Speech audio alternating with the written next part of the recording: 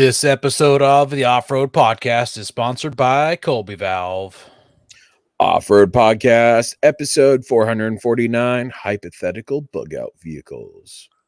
Tonight, Aaron buys some tires, Coy travels to the Carpathian Mountains, and Ben tests his battery. Welcome to the Off-Road Podcast, a podcast about everything off-road. We cover the news, review products, and interview people in the off-road industry. Your hosts tonight are Aaron, Coy, and my name is Ben, and welcome to the show. So, Coy, I've got to hear about your travels, my friend. I haven't been in the Carpathians as much as I'd like. I pretty much explored all of Colorado, and then I skipped and went straight to the Carpathians. And it's much more difficult than I expected, but I've been going nuts on Mud Runner expeditions. I bought we go. I bought in early and got to play the game early, and I'm enjoying it. And this is from the guy that hated, and I repeat, hated Snow Runner. I much rather go around and explore and do stuff than be like, hey, deliver 3 loads of logs over here. I was like, no, I don't. Yeah. Why would I want to do that?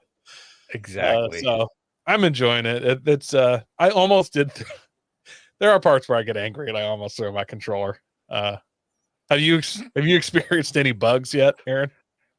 I haven't experienced any bugs, but the vehicle I like to drive, the bed is separated from the cab. There's like a 4-foot gap between the bed and the cab. And like, I try to go up and around some of these trees, and like my truck will slide sideways into the tree, and now it's stuck. I can't go forward or backwards because that tree is stuck between the bed and the cab. There's a gap there, and it slips into that gap. And I checked, and there's no bed modules or anything that I can buy and change that setup. That's just the way it's made. So that's only happened to me 3 times. Wait till you get to the Carpathians that's full of trees, and then you're like, I can take a shortcut through the trees because you can run over. You can run over like 30% of the trees there. Yeah. You just kind of judge by size, and then other ones you could hit at Mach 9 and they don't move.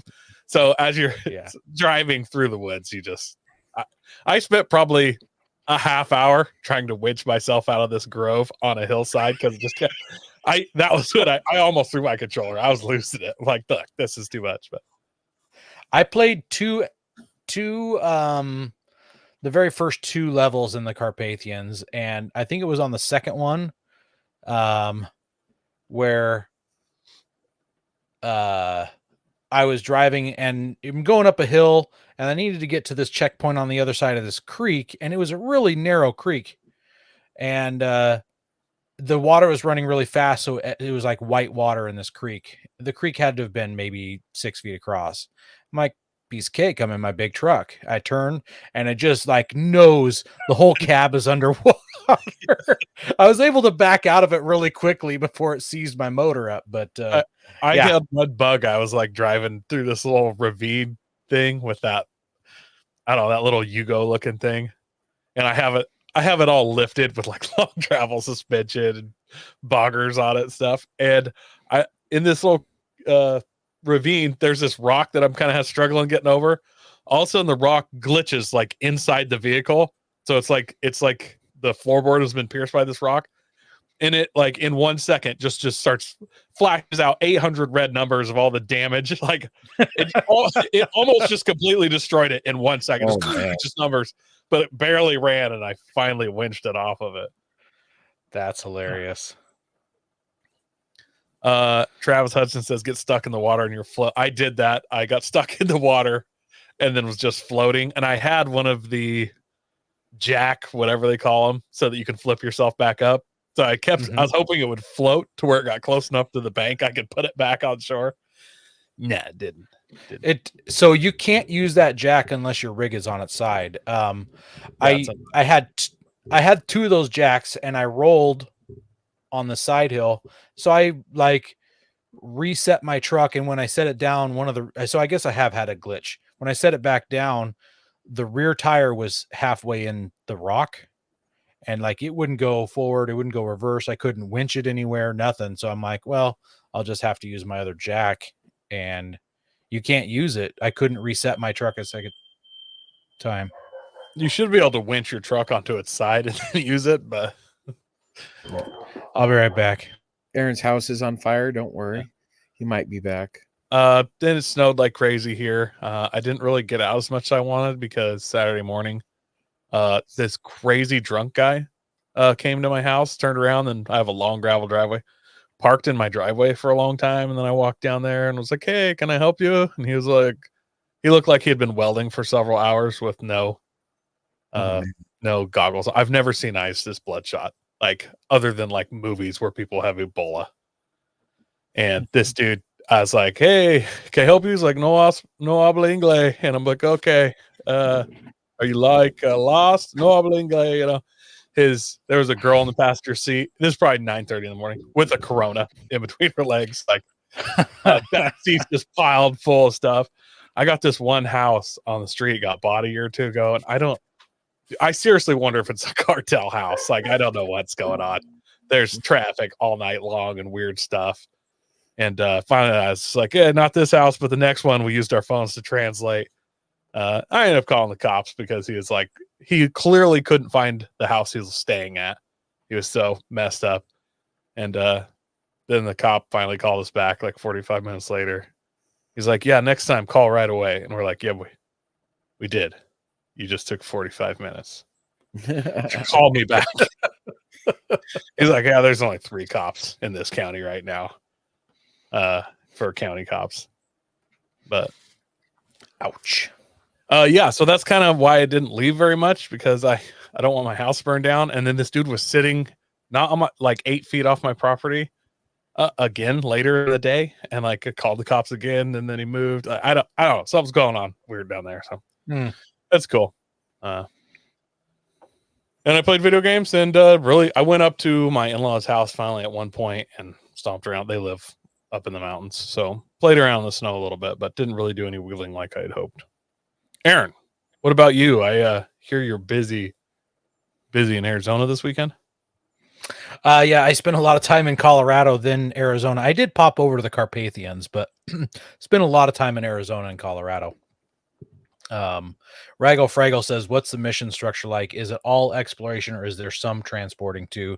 So you do a tiny bit of transporting in the sense that there's bridges to build, but they just use the spare parts from your vehicle to build the bridges. So that's a little tip to you guys to make sure if you're going somewhere where you know that there's a bridge, make sure your rig is loaded up with spare parts, because it uses like 75 or 150. I think it depends on the gap that you have to span. I heard somewhere later in the game, when you build enough stuff, there's like a heavy drone that can bring you fuel.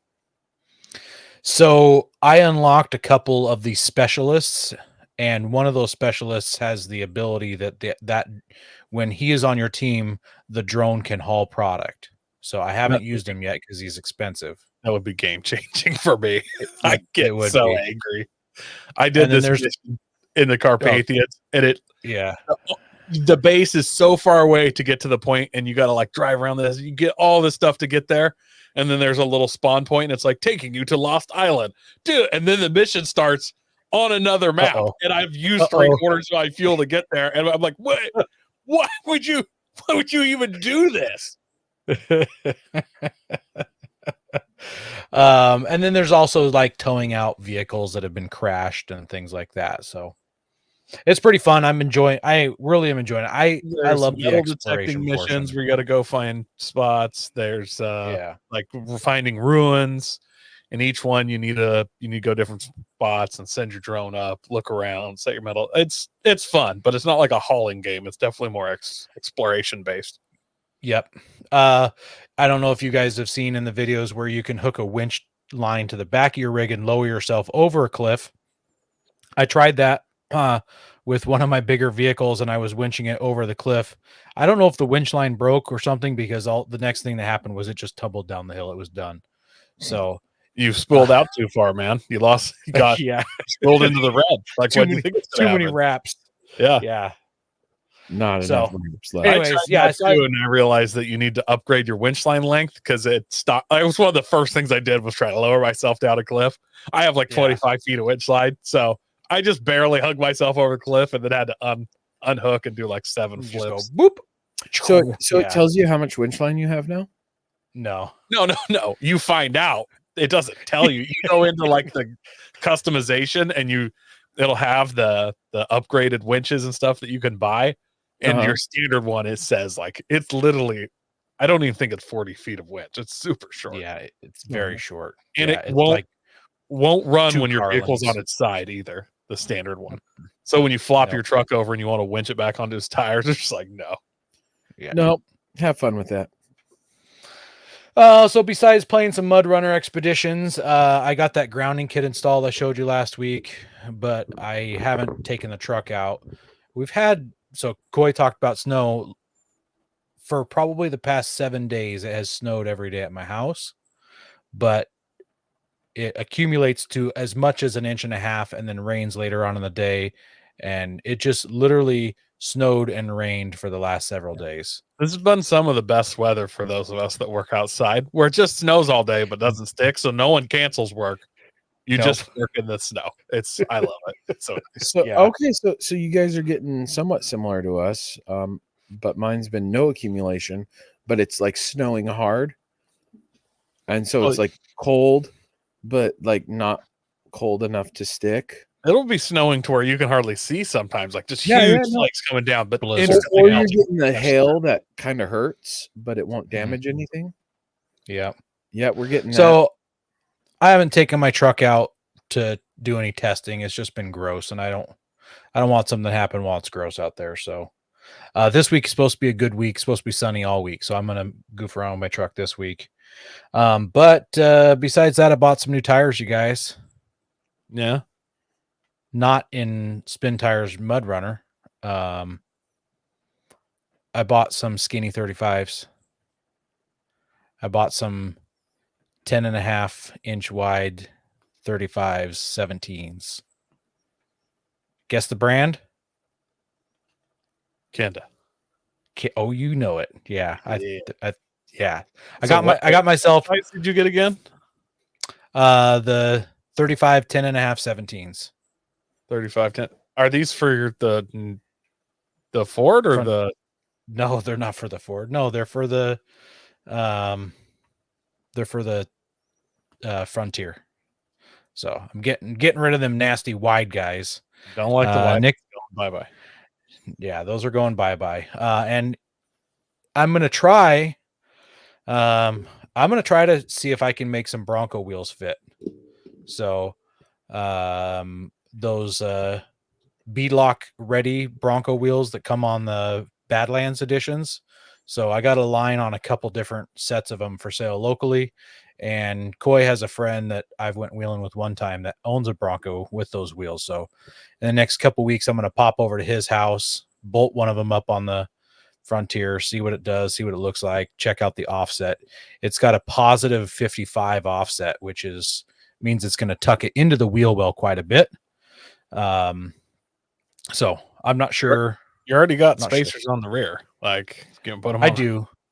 I might not need spacers though, because I mean the Titan throws 3 extra inches pushing it out, so I might not need anything. With narrows, you may actually be looking pretty good.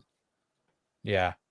Leroy Engineering says he looks at those wheels, but the beadlock rings were so expensive he couldn't justify them. When you can pick up a set of 5 wheels for $500, that's $100 a wheel. It's $800 for the beadlock ring set, I think. Yeah, that seems like a decent deal. So we'll find out. 2 beadlocks, but for narrows, there's no advantage for you going after. It might as well be narrow, narrow factory rim, because you're going to run narrow tires, skinny tires. Yeah. Yeah. Nick says you didn't hold out for narrow 37s. We'll get there. The guy I bought them from just put on some 11.5 37s on his Tacoma, and we're also going to check that out to see if it fits. So I'd love to just jump right to 37s if I could. 37 11.5s. Yes, 37 11.5s. I don't know. I don't need 37s. I definitely would probably need to re-gear once I put 37s underneath it. So we'll see. Facebook user says fake bead locks. They are in factory form, but then you just buy the bead lock. They're bead lock ready. They're Yeah, like my beadlock dual ready. techs. They're like my dual techs. So yeah, you can run them as regulars, and then when you save up for the rings, throw some rings on it, and yeah, you're good to go. And who knows, maybe some aftermarket company will undercut the market on beadlock rings, and they'll be cheaper than $800, or I can find a used set of those or something. So we'll see. We'll see. Nick Simon asks what brand makes the 37 11 and a half. It's in a 17-inch rim, and it's the Nitto, right? I think Nitto does, but I thought there was one other, and I can't remember Well, what the they one were. that our friend got is Josh. Is he it got. is it the Nitto? I'm almost positive it's the Trail Recons, which is either Nitto That's or Falcon. That's Nitto's, yeah. Yeah, Okay. I think it was the Trail And Recon. I believe it's the Trail Recon. It's not a super aggressive tread. It's more aggressive looking in person than in the pictures you see online, to be honest. But it's a in between a mud terrain and all terrain, I guess. Yeah. Well, I've unfortunately, guys, I've not bought the game yet. I thought we had like Weak. a week to go. No, he's calling you weak. Oh. No, I thought there was like a week to go, so like I didn't even think to order it, and I've just been so busy. My son had his play. I'm still recovering from pneumonia. I'm What like a better time to just sit down and game for 17 hours straight. Hours. Like Hours. you have pneumonia. Like you're just gonna sit there and play the game all day? I have pneumonia. What would you like me to do? The only thing that doesn't make me cough is moving my thumbs. Yeah, I'm literally laying in the room watching TV or movies or watching my son do his play or testing my battery. So I finally went out, tested my battery, used my voltmeter, had my wife try and start the Forerunner, and the voltage just drops as soon as you turn the key. So I charged it. It's a dead battery. So frustrating because I think the battery is only a year or two old. Oh, well then take it back to where you got it from, That's what I'm gonna do. and they'll credit you something. Yeah. If you didn't say that, I was gonna say just go to Costco and buy a battery from Costco, because they seem to be the least expensive option out there. Yeah, and I think mine's like what was it, AutoZone battery? It's AutoZone or O'Reilly's, one of the two. And I had gotten a deal on it when I got it, so it was like sweet. But oh well. Yeah. Frustrating, but I Yep. haven't got to replace it yet. I just haven't even had the energy to unscrew it and pull it out. And it's been doing that snow rain stuff here. Today was the first day that some snow actually stuck around, and it was just on the vehicles in the morning, and it was ice. So I had to go scrape the windows on the car before I could leave, which has been. And then tonight, or just before I came out here to record, we actually had some snow stick into the ground. So we'll see. Yeah. Hey, we got some listener feedback. Somebody called our voicemail line or our hotline. Have we decided if we're calling it a voicemail or a hotmail? I don't know. Whatever the case is, somebody called it. All right. And here's that voicemail. What's up, Off-Road Podcast boys? The gentleman, the scholar, the ditch. Hey, just checking in, wanting to see how your guys' tunes are going. You still like them? You need to maybe spice it up a bit? Love the content, guys. Keep up the good work. I'm starting to run out here, so if you guys could maybe start doing it every day of the week, that'd be awesome. Icing out. So I like my tune, but I haven't got to drive it that much. Pete really likes his tune. He came down for dinner last night. My wife's birthday is this week, but she works during her work portion of the week. So him and his wife came down and had dinner, and his wife does not like the tune because of how he drives with it. Yeah. Yeah. So Pete really likes the tune. Vanessa does not like the tune as much. She hasn't actually got to drive with it at all, so we'll see how she likes it when she drives it. I actually think I could go a little spicier. So I probably should go spicier. I drive my FJ quite a bit. I've completely acclimated. 100%. Like I know nothing else. I found myself actually, I was going, there's this weird hill, leaving my in-laws. You come up and you come to a stop and you turn and go up a kind of a steep hill. And I'm going up it and I'm just punching it, just downshift. I'm like, oh, no power. And then I was like, oh, this was way worse. Like I remember thinking, I know this was worse like 2 months ago or whatever before I got the tune, but my brain has completely recalibrated to the current tune, and That's hilarious. I can hardly appreciate what I've gained. I need to go drive someone's FJ Cruiser that's 35s that doesn't have a tune or gears, and then just get out and be like, ew, gross, and then go get back in mine, be like, oh, this is amazing again because just need a reminder. Yeah, I'm like a poor person that came into lottery money. I'm just like, it won't take long. Well, save that poor person coming in lottery money for our main topic mentality here. yeah, Hold that back a little bit because we're going to jump on that and you're going to see just what it looks like when a poor person gets money or when 3 poor people get money. Oh man. Dylan in the comments says he's battling trying to find huge tires for 15s. You're not wrong. Like 15s are not, they're just not a big wheel for anybody anymore. 16s are tough. So I'm gonna throw out there, I believe Toyo mud terrains, which is kind of a heavy tire. I know they make some 15s still, and then obviously, dude, Interco.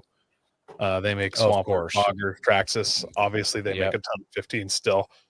A lot of their stuff is not radial, but it's worth looking at if you're having problems.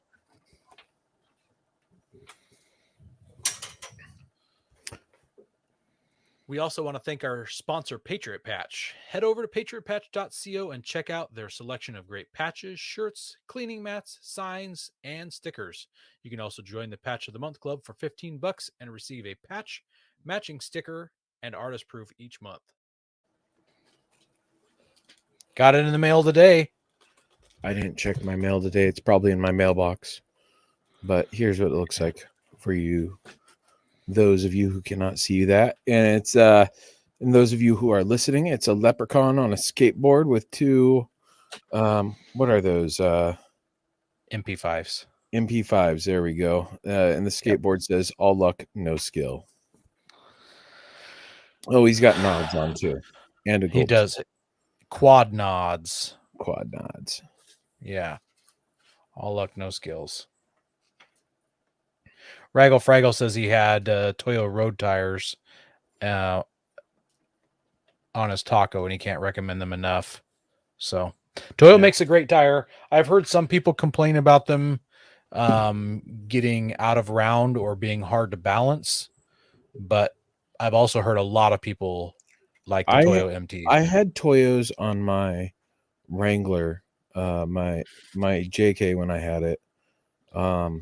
And they went hard after a year, like really hard. The tire rubber just got hard, and they were not the best in our road conditions. So they were great in the dirt. But, I mean, it's mud tires, so what you expect, but I don't know. Dylan, I say you just get some ag tires. It's like it's a Samurai. Go buy some ag tires and call it. Like, it's easy to trailer around. Have tire troubles ever left you deflated? Colby Valve has got you covered. Ever have a valve stem leak? Colby Valve makes reusable and easily replaceable valve stems that don't require you to remove your tire from the wheel. They work with your off-road rig, ATV, side-by-side, commuter vehicle, or even your tractor. Never be left stranded again because of a busted valve stem. They also have a tire repair kit for those punctures that keep you away from doing your favorite thing, wheeling. Make sure to check out colbyvalve.com or ask for them at your local off-road products store. All right, our first news article here I am proud to be the one talking about this as the Nissan host of this show. This is brought to us by a local news channel, KGW8, out of Portland, Oregon. Toyota recalling 381,000 Tacoma pickup trucks because parts can fall off the rear axles, increasing a crash risk. The recall covers certain trucks from 2022 to 2023. Toyota said in a statement Tuesday that welding debris left on the ends of the axles can cause some nuts to loosen over time and eventually fall off. That will cause the part to separate from the axle, which can affect stability and braking performance. In the comments, Nick McKay, in a Land Rover, we call that Tuesday. Nice. Toyota wouldn't say if they have been any crashes or injuries yet. Dealers are going to inspect the rear axles and tighten retaining nuts at no cost to owners. So you go to the dealer and they'll tighten your nuts for you. Any damaged components will be repaired or replaced. Customers will be notified by mail in late April. So don't worry. You've got almost 2 months before Toyota is going to tell you if your axles might fall off. Well, you can obviously look online. You can pull up your VIN number and see what's going on if your vehicle falls under that category. I think the mailing list is for those who are too old to know how the internet works. Yeah, maybe. Our buddy Josh, he has a new enough Tacoma that falls in this category. So his is affected by this. But he said he's planning on regearing. And he said that if he regears, it will fix this issue. So he might not have to bring it to a dealer.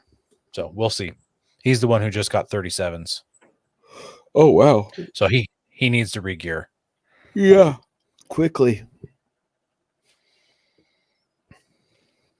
Yeah. So you 2022 and 2023 Tacoma owners, be careful. Make sure you get your nuts tightened. I'm curious what nuts it is. If it's is it like steering link? Not steering linkage. It's rear axle. It's rear. I think it's like where the leaf bolts down. There's some like welding stuff down there, and it's not letting it tighten down all the way. So it's like U-bolts. I'm assuming this was probably a lawsuit, and like they're just going to inspect all these vehicles and be like, nope, it's good. But I don't know. Yeah, we'll see. All right. Well, let's if you've been on the internet, social medias lately, you might have seen this picture here. This guy's kinetic strap snapped during recovery. If you're listening, it snapped during a recovery. He's in a newer Bronco, and it went through the windshield, and he cut his chin and neck up, and his face is a little bit bloody. Well, he's posted a video. It's the off-road recovery that almost killed me.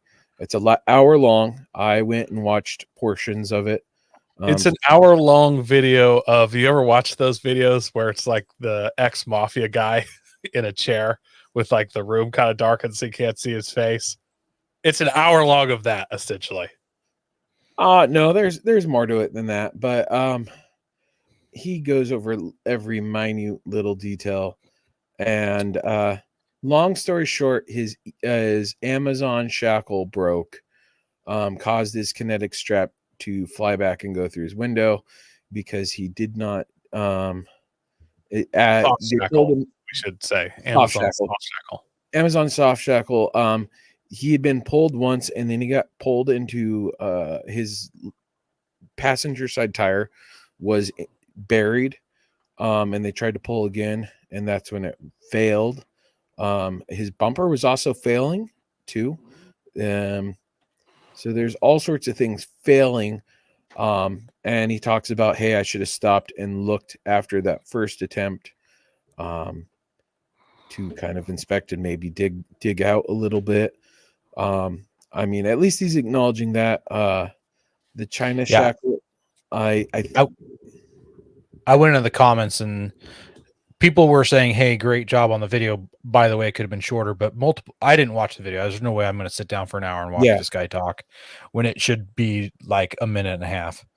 But people said they didn't dig out the rig that they were trying to tug. They didn't do any shoveling, and they were going way too fast with their yanking rope. yeah. And Were they the like at what this stuff should be rated? It shouldn't matter. Like oh well, no. So that was actually another thing was he was using a 1-inch rope instead of a 7/8 rope. So the rope, did not have the stretch like it should have had because it was too strong of a rope for the yeah, weight but of the that trucks using soft it. shackle should have like a 47,000-pound braking strength. Like you should Well- completely rip your bumper off that truck before. It should if you bought one from like Factor 55 or Yeah, any of the reputable companies. You're saying that all recovery gear is created equally when, in fact, Well, if it's from China, Yeah, but that's when people are like, "Hey, you didn't dig out and you went too fast." Like I've done both those things, but I know that like it's not gonna break because my stuff comes with a rating tag Yeah. that says it's not gonna break. Yeah. What is your brand, Koi? I like hang on a second. Now I'm spacing. Master Pole. That's it, Master Pole. For some reason I want to call it Oh. Viking, but yeah, Master Pole. I have a little bit of everything kind of, but I'm a big fan of Master Pole. I think they make Yeah. better than average stuff. They're made in America and it's all tagged and stuff. It was something I really gotta say was that was the big thing. They put the soft shackle through a hole intended for a hard shackle that was not rounded edges, and so it cut into the soft shackle. Something he did do right is they had medical supplies. They thought he hit his jugular, and they like called a life flight when it turned out it was his chin and part of his neck. They weren't trained, so they didn't really know what to be looking for. It's bright red blood if it's an artery, and it would have been, if it was a nick, it would have definitely been like pulsing out lots of blood. I'm not trying to make fun of this guy. Like I said, No, this guy- I'm but trying to look at it as I'm looking at the picture and he's holding like some towels or gauze or up. it's gauze. Like, doesn't he like if there wasn't just an insane like if your jugular is hit, you'll know. Like and 3 minutes later you'll be dead. So if in 10 minutes you're still alive, you didn't hit your like you know what I mean? Like how embarrassing must have been to get flown into to some hospital. He got flown out. It sounds like he got flown out. I did We're not. definitely going to put some stitches along your chin here, bro. But if you go through the video will be in the show notes, or you can look up the off-road recovery that almost killed me. He has drone footage of while they're doing this recovery. Just biggest learning thing I gathered from this is obviously know what recovery points you're using. Make sure you're using rated recovery points. Always check your gear. If the first recovery doesn't work out right, check your stuff first. Take your time. Don't rush your recovery. Slow down. Yeah, and have first aid supplies and people that know how to use it. Him thinking he cut his jugular, but not. I know a guy like he's a lot older than I am, but he got a paintball gun back when they were kind of a new thing. Then on his way to school, he saw a guy and he shot him with it, and it happened to have red paintballs in it. And then he kept driving to high school, and the guy thought he got shot in a drive-by, and like screamed for help at an ambulance because there was blood on his leg, and then like all emergency services were rallied, and then it was a paintball gun, and he knew the guy that shot him, like they knew each other. So he got in a lot of trouble for that. I can imagine. But imagine the amount of embarrassment, you know. Well, so I'm just saying, like, initial frightenedness, because like I had that can that explode, that butane can that exploded in that fire, and I got hit in the chest. My first thought was I got shot in the chest with something in the fire, and like I'm patting my chest, I'm checking myself. Once I knew I was good and clear, then I didn't panic anymore. And then I I was hate to really, be that. I hate to be that guy, but I have to one up both of your stories you've been with shot? with the, with the guy who heard the acorn hit his cop car Oh my goodness. and had to do 2 barrel rolls and unloaded his whole magazine into the back of his police cruiser. And he also claimed that he was shot. Nothing even touched the guy. Nothing touched him, and he was claimed he got shot. So, Yeah. anyways, I had a can blow up in at a bonfire one time, and it turned out to be a can of carb clean that had gotten thrown in there long before, and it was a massive just boom, stuff everywhere. But the can just flew out and hit me right in the eyebrow. You could still see it if you look closely. I had this massive like the shape of bottom of a carb clean can. And yikes. there was stuff flying everywhere, and everybody was running and screaming because of all the hot ashes. And I was like, did anybody else get hit? And they're like, what do you mean anybody else? I was like, I'm covered in blood. Like everybody else was like, no, everybody's fine. I'm like, no, everybody's not fine. Like I might have lost my eye here. That's hilarious. Yeah.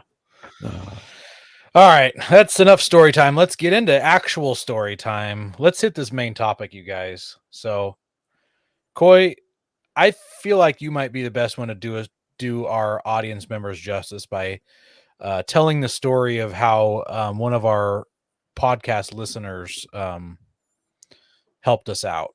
So just so you know, the story's gonna be a little vague because we did have to sign some non-disclosure agreements in order for this all to work out. So if you want more information than this, it's unlikely that we can tell you a lot more about this story. But unlike us, I hate country music. I don't know about you, Ben, Aaron, but it turns out that Toby Keith was actually a huge fan of the Off-Road Podcast. Well, I love red solo cups in America, so I'm just gonna say. Well, I mean, good for you. I hate country music in general, but I ain't to as be good fair, as I once was. Yeah. I like to talk about me. So anyways, Toby Keith loved the podcast. We had no idea. He never wrote in or anything, but sadly, hopefully, spoiler alert, he died last month. Yeah, I don't know. Maybe a lot of people didn't know that. I don't know if everybody knows. And I'm not, he did pass away. With all respect, he's not with us anymore. He was a huge part of country music and loved by many.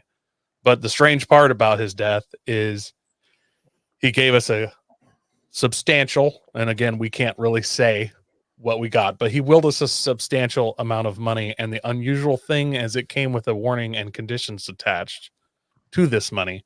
The condition is that we had to build bug out vehicles that could make a trip to Florida, preparing us for a zombie invasion. He said in this written note said, zombie apocalypse is coming. And we all kind of thought it was a joke, but we had to say we'd do it to get the cash, Ola. So we all did a build out. And turns out he wasn't wrong. As we've been building these vehicles, we found some warning signs, and it started to happen just as we finished our rigs. It was time to get out of Oregon and Washington here and head to Florida to get behind the wall, separating us from the zombie horde. So with some planning ahead and the absolute crap load of money given to us by country legend Toby Keith, we're going to run you through these builds, and hopefully we make it to Florida in time. This is our last pod in the Northwest, so it'll be the Florida Man pod after this. We're going to go join Andy and start the Florida Man podcast. We're won't be able to tell the difference between the zombies and the Florida Man, but so I have to say right off the bat, as soon as I got this substantial amount of money, I flew my family to Disneyland in Florida, kind of just to hedge all my bets. And I am now, I can't say how rich, but I won't be working ever again. So I'm gonna run you guys through my build. Are you guys ready? I go first. Yeah. Let it rip, Coy. I can't wait. So, as you guys know, I have a thing with fire. A little bit of a thing. Well, I think all of us do. It's fair. I went ahead and picked up a 2002 Oshkosh Mark 23 6x6. I don't know if you guys can pop up the picture of it there. Yep. So it's a Butte. Only has 17,000 miles. Has a nice cat diesel engine. I got it in the water truck variant with 4,000 gallon tank on it, and that comes with a sprayer system, front, rear, and one side. Oh yeah, look at that. Yeah, we can really spray this out, which I filled with off-road diesel. So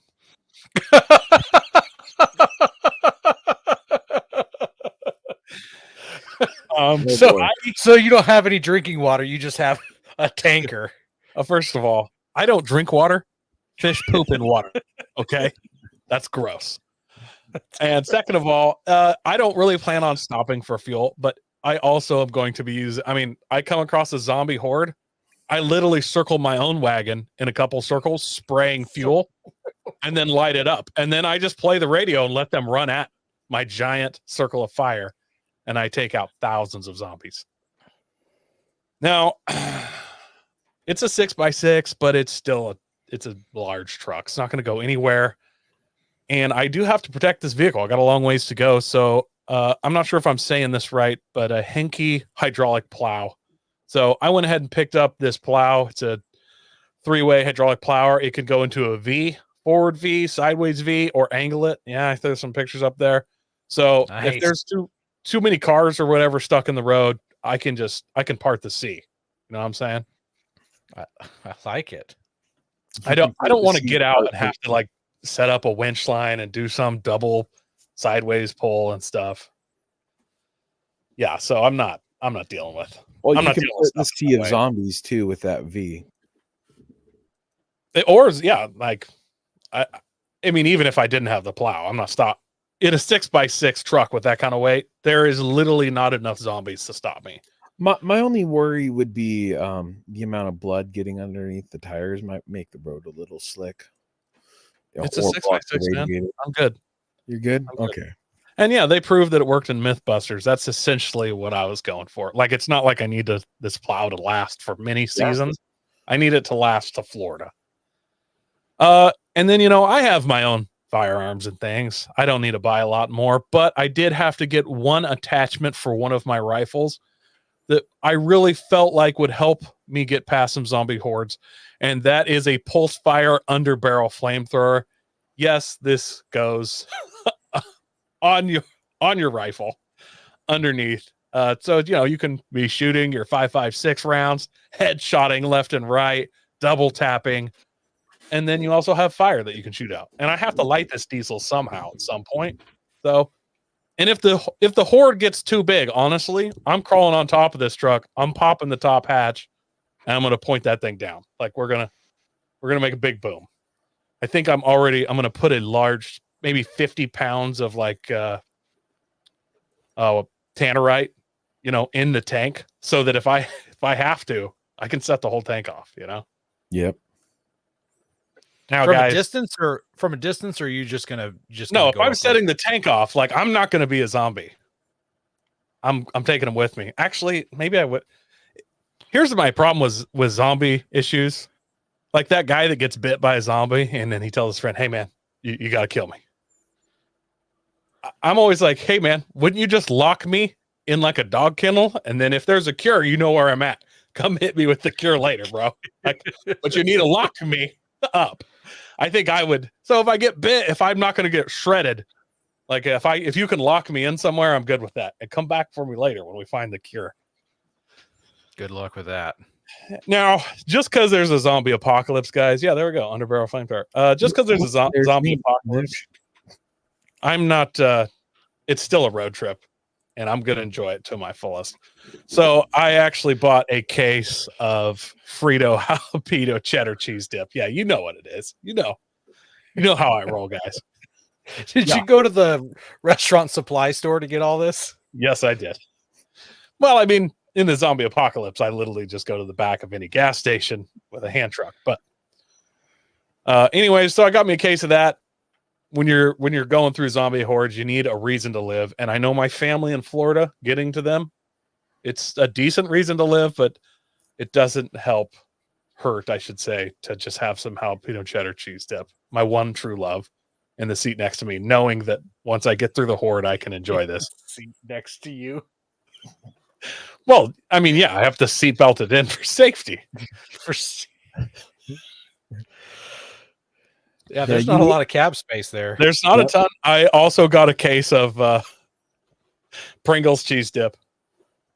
Or sorry, Pringles chips, because I have to have a carrier to get the cheese dip into my mouth.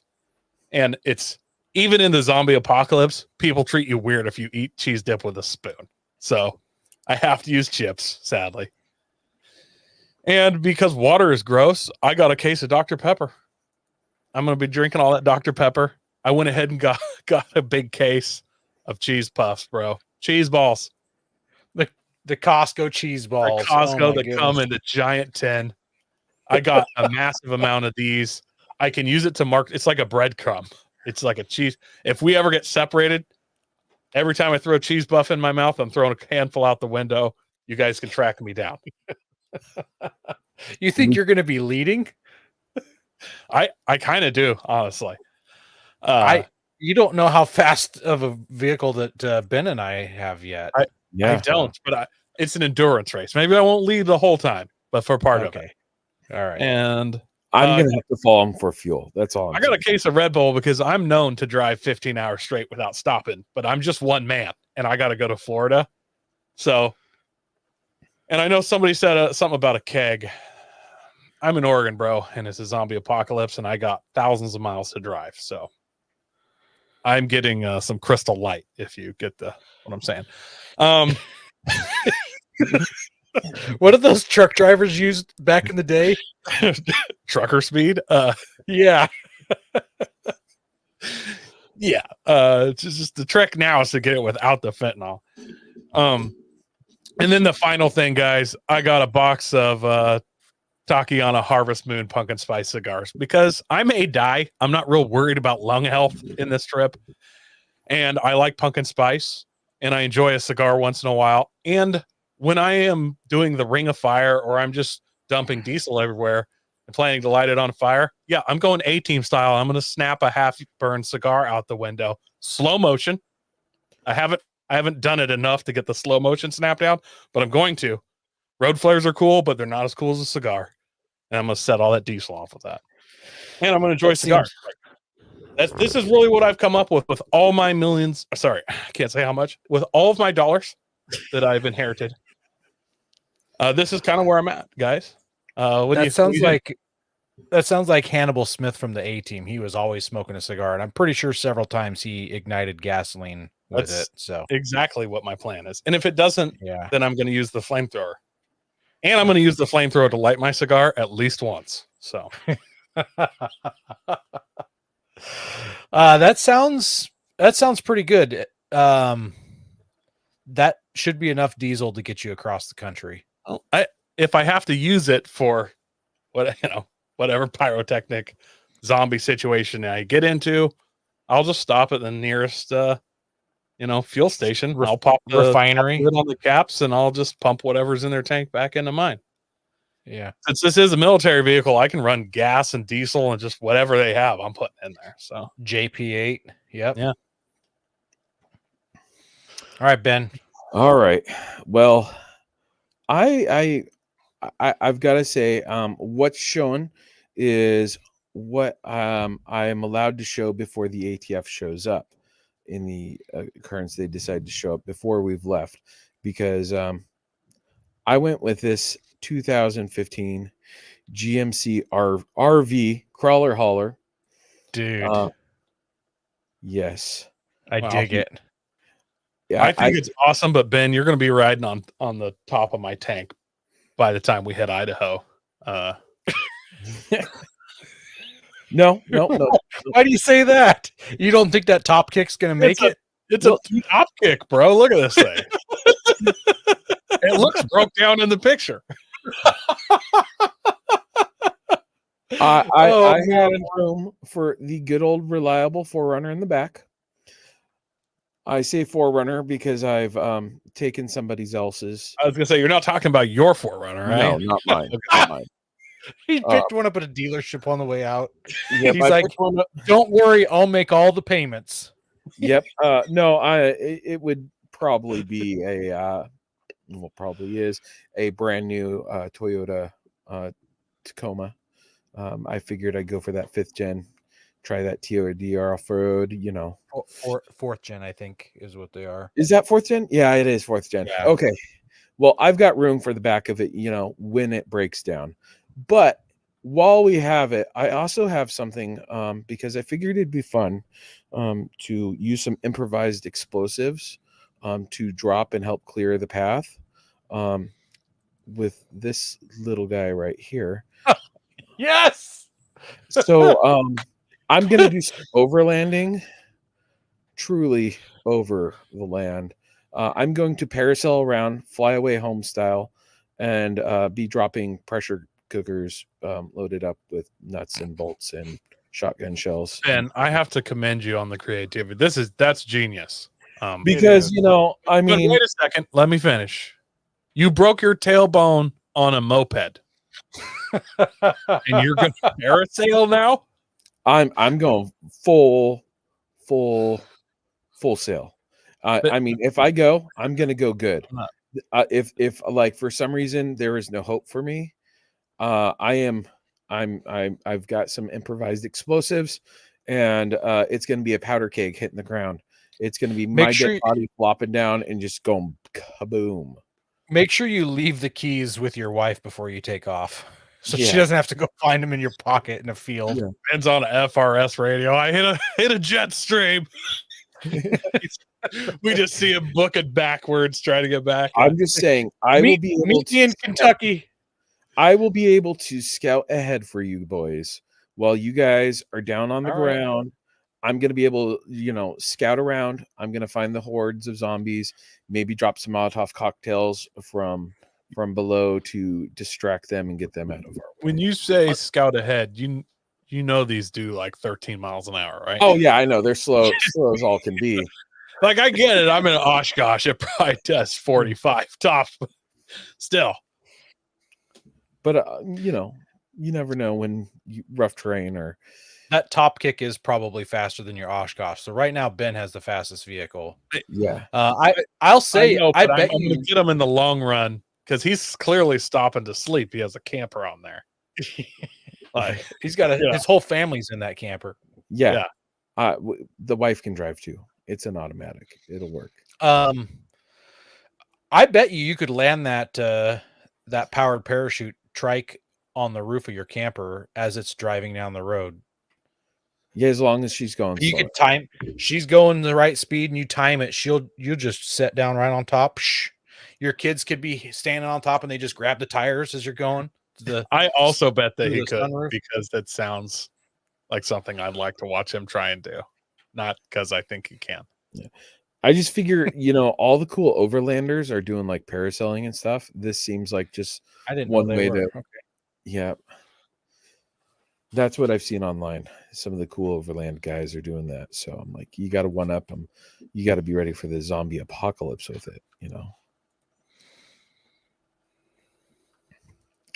So, Aaron, I'm curious what you got. Oh, I didn't realize you were done already. Let me upload my pictures. Was not that super cool. Like I said, 4 pictures, a really good plan, and lots of stuff that I don't want the alphabet soup guys showing up. All right, my pictures are uploading right now. Oh, I'm stoked. Hang on one second. I'm almost done.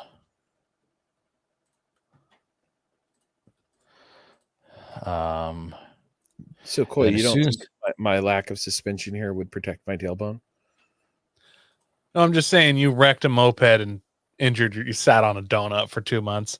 In the apocalypse, I don't think you should be taking big risks.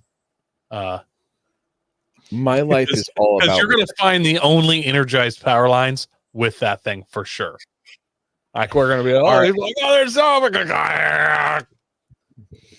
All right, so here's what I did. I bought something a little international, and I'm not talking about an international truck. I bought something that was actually captured in a war in Iraq from the Russians. So I bought myself a BTR 60. So it is a it's an 8x8 made in Russia. It's amphibious, you guys. I can go in water. So you're trusting the communists to get you home? These things have been around since the 60s, and they're still cranking away. They've made hundreds of thousands of them. They're I all mean, over the world. this is a step up from your Craigslist mechanic rebuilt motor. I love this thing, but are these what got stuck on the way to Ukraine and like, you know? Those were muddy fields, you guys. Come on. All right, We're driving on roads. We're driving on roads. All right. Apparently, I'm going to need to pick up a Kubota on the way, or John Deere on the way to Florida to recover Aaron. So, yeah, these things. This only cost me $36,000, you guys, plus $12,000 shipping. But where'd they I dropped ship it from? this one came out of the UK. So I It dropped only cost $12,000 to ship this from the UK. I know some people. I have some Russian friends. Oh, okay. They I helped me thought that was a legit quote. I was like, whoa, what? Yeah. So yeah, I dropped a link in the comments if anybody wants to go to the website and check it out. I bought it from a website called Tanks a Lot, which I think is just amazing. They sell all kinds of military vehicles. Tanks a Lot. .co.uk if you want to look it up yourself. So this has a crew of 2 people plus 14. So I can get 16 people on this, or my family of 4 plus a dog and some bunk beds and a bunch of food. It weighs 21,000 pounds, which is actually a lot lighter than I thought it would weigh, because my LMTV was 18,000 pounds. So this is only 1.5 tons heavier than my LMTV, and it's got 2 more axles and armor, and I don't know why that LMTV weighed so much. 19 inches of ground clearance, Coy. That's impressive. That's pretty good. It only uses 24 gallons of fuel for every 100 miles you drive. That's just like 4 miles a gallon. So Well, that's better than I would think just right off. Like, that's actually not terrible considering. So Mark points out that it's got that really nice tow bar. Yeah. So I mean, it's not like you couldn't hook it up to Coy's rig there. It's got a winch on the front, recovery points. Here's the bad news. It only has a 77-gallon fuel tank. So 24 goes into 77 only 3 times. So I can only go 300 miles before I need to put fuel in it again. All other bad news, it runs on gasoline, so I can't use any of Coy's diesel. Oh, I was gonna say we could do a cool thing where we we fuel up as we're driving. Here's some inside pictures of how you can line out all the people. You can put them on troop seats down the side, or you can have some bench seats going on. Yeah, so guy number 4 there at the last fuel stop, you don't know it, but he got bit by a zombie. And I've seen this part of the movie before. It goes really south. Yeah. Well, the good news is I'm not taking those guys with me. Yeah, no, I wouldn't take anybody. See how they're red? That means they're communists. They're not coming in with me. Yeah, I'm super excited to take it. It can withstand small arms fire. Like everywhere on it can handle 9mm size rounds, and most of the rest of the place can handle 7.62 by 3.9 and 7.62 by 5.1 type ammo. So it's made to withstand typical small arms fire.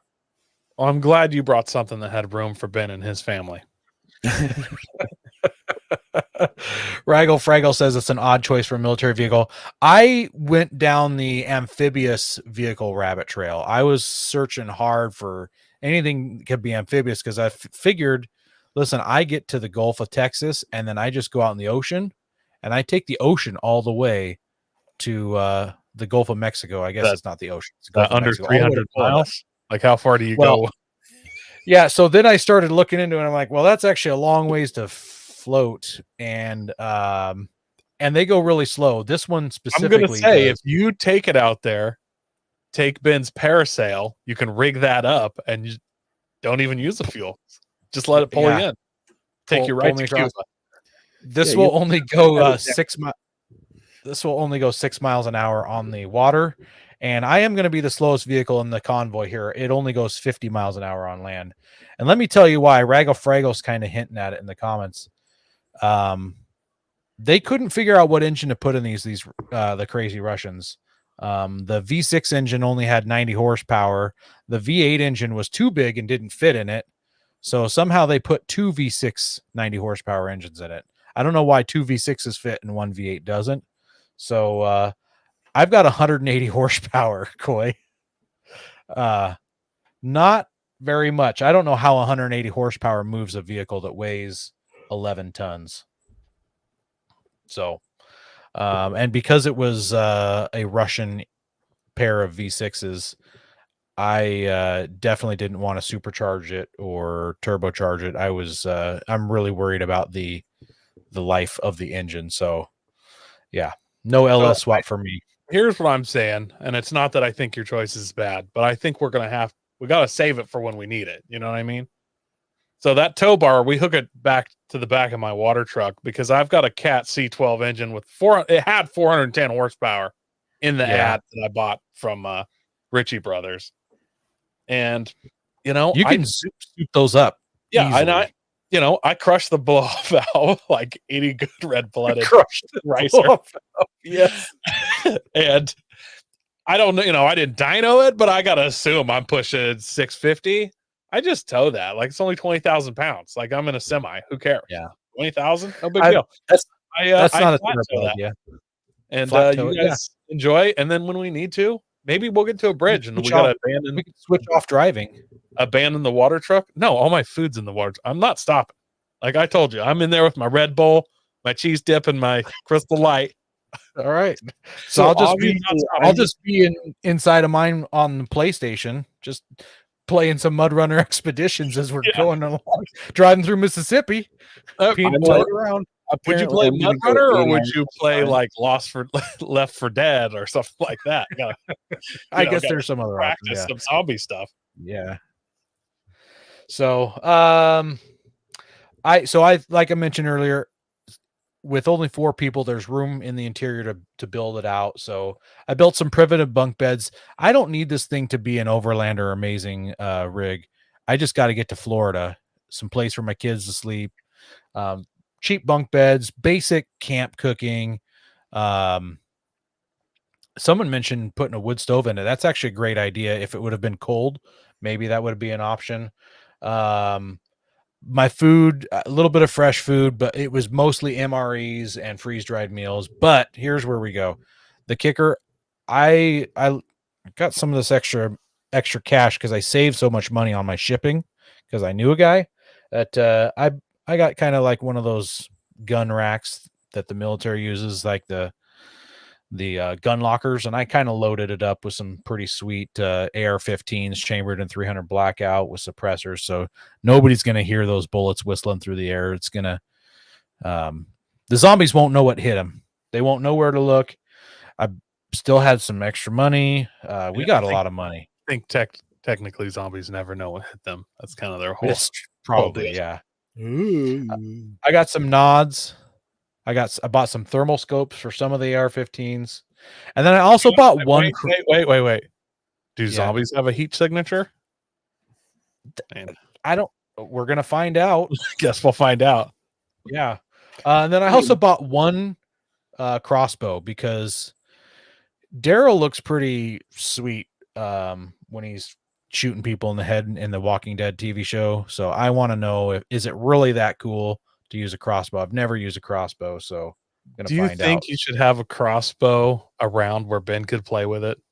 I feel like he's going to shoot himself in the foot, or he's going to pick it up. It's going to go off and explode a tire, and we'll find out Ben doesn't have any spares. I don't know.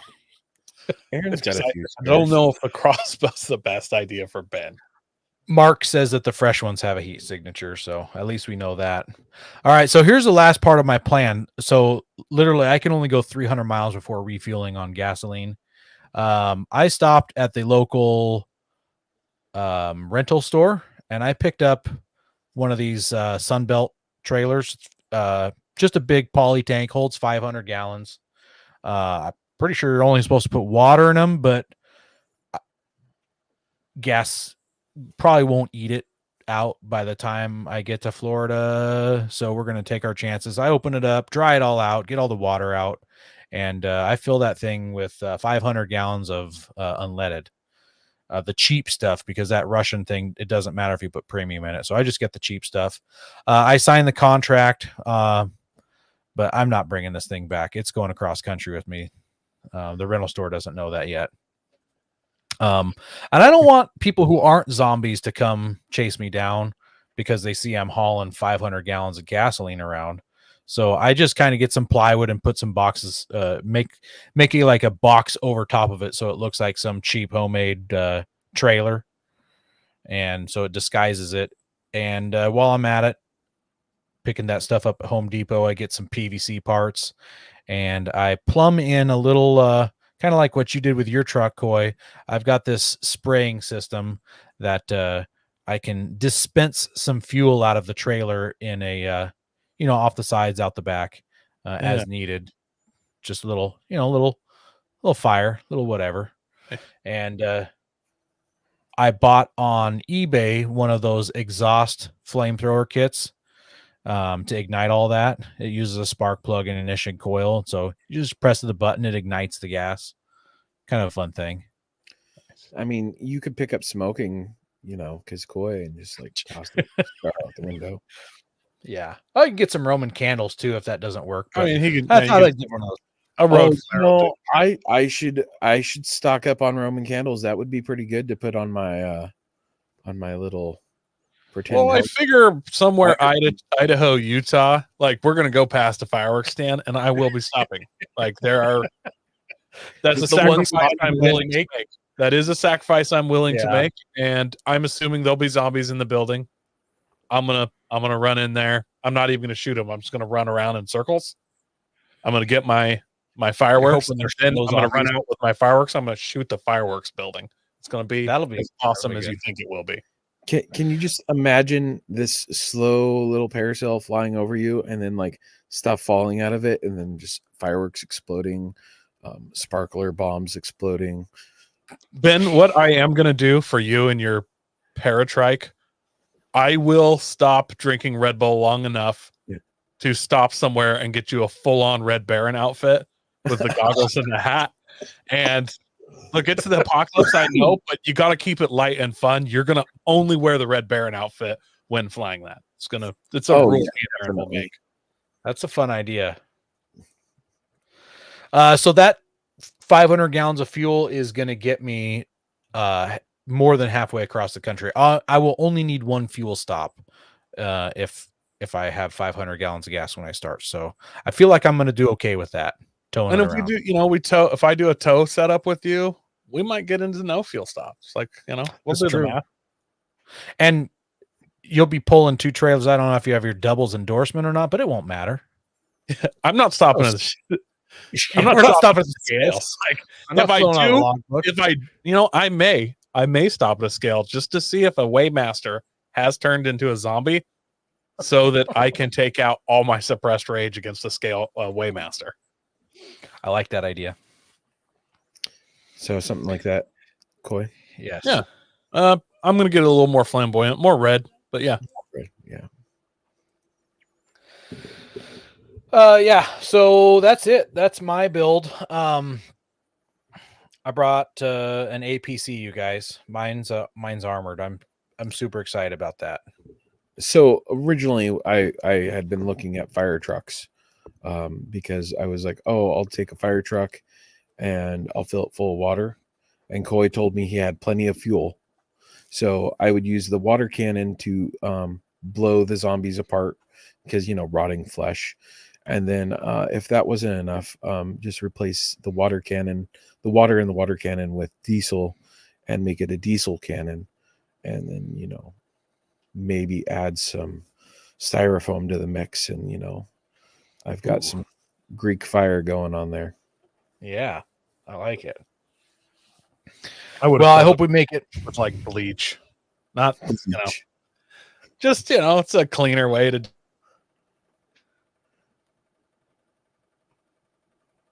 And then you can do burnouts in your fire truck real easy. Yeah. Oh boy. You guys, I would love to hear what our listeners' apocalyptic vehicles for getting to Florida would be. So please call us 605 spotter. Let us know. We'll play your stuff on the air. I want to know, how would you build it? What would you drive? What would you take? I think you got 3 minutes worth of voicemail to tell your story. And if you got to call back, call back. If it's that big of a deal, I want to hear it. And go ahead and answer this question. Do you think Aaron actually only brought the crossbow to shoot Ben in the leg so that he could outrun the zombies when they attack Ben? Because I feel like crossbow doesn't fit in, guys. Aaron's got ulterior motives. You don't think I can outrun Ben without shooting in the leg? He's got pneumonia. Yeah, I've between pneumonia and like whatever lung problems I keep getting over, it's either pneumonia, I'll have bronchitis. I'll be like, I got bronchitis. I ain't got time for that. Just let them die. The crossbow's odd. I don't trust people with a crossbow. They're up to no good. Yeah. I should have just got a dirt bike and like avoided you guys and only stole fuel at the broke your tailboat again. Yes. You just get a big padded seat for the dirt bike. Yes. I need a side-by-side, apparently. Well, next week, I'm not here, but Aaron and Josh are doing a live Moab planning trip with Coy, because I said Josh. And so, yes, Josh from Ohio, right? Yeah. Yes. So listener Josh is coming on the show. He's taking my spot, and Aaron and Coy and him are going to plan Moab. So yeah, it's going to be a good time. Make sure you guys tune in, help with suggestions, maybe some meal planning, although it sounds like Coy's got all the food figured out. Cheesy poos, cheese dip, Pringles. Yeah. You guys figure out what medicine to bring to make it so that you can live through the food I'm bringing. Okay. That's what you need to worry about. I'm going to bring lots of toilet paper and lots of Tums. Tums, Nexium, Prilosec, yeah. Pepto. You need a gallon of Pepto to live with Coy. His poor All right, wife. guys. This is a fun show. We love doing these hypothetical ones. They're a lot of fun for us to plan and joke about. We didn't really get a bunch of money from Toby Keith. That wasn't true, unfortunately, but it is true that he passed away. So appreciate you guys. Thanks for tuning in weekly. If you haven't checked out this live show, it's a whole lot of fun. Tune in Mondays, 7 p.m. Pacific. YouTube is the place where almost all the action happens. So check us out there. Appreciate you guys. Share it with your friends. Help us grow. And God bless America. And let's not forget about that red Solo cup.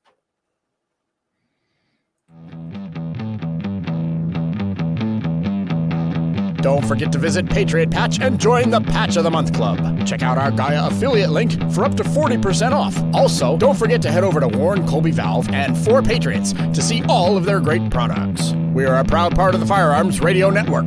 Got a question or comment? Send it to us through our Linktree account or by searching for Off-Road Podcast. Also, you can listen to us live at overlandradio.com Mondays at 7 p.m. Pacific. When off-road, please remember to have fun, tread lightly, and be safe and courteous. Thanks for listening.